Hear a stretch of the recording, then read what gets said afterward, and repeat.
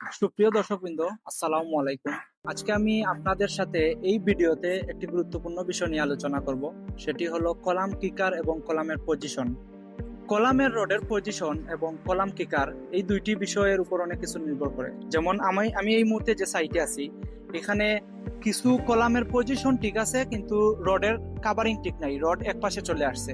আবার কোনো কোনো ক্ষেত্রে কিকার দিতে ভুল করছে। যেমন এখানে কিকারটা ঠিক নাই, কিন্তু আমাদের রড সেন্টারে আছে, এক্ষেত্রে আমরা কিকারটা ভেঙে ফেলছি, এখানে নতুন করে কাজ করব।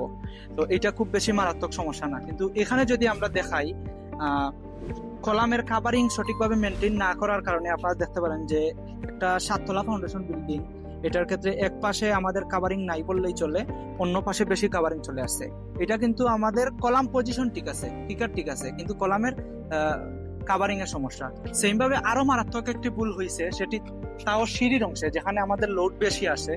সেখানে যদি আমরা দেখাই, এই যে মিস্ত্রি খুব বেশি এফোর্ট কিংবা খেয়াল না করার কারণে আমাদের টোটাল রড গুলাই মুসর খেয়ে গেছে। এটাও কিন্তু আমাদের কলামের পজিশন বা কিকার ঠিক আছে, কিন্তু রড বেন্ড হয়ে গেছে। তো এগুলা অনেক মারাত্মক একটি ভুল, তাও হাই রাইজ বিল্ডিং এর ক্ষেত্রে।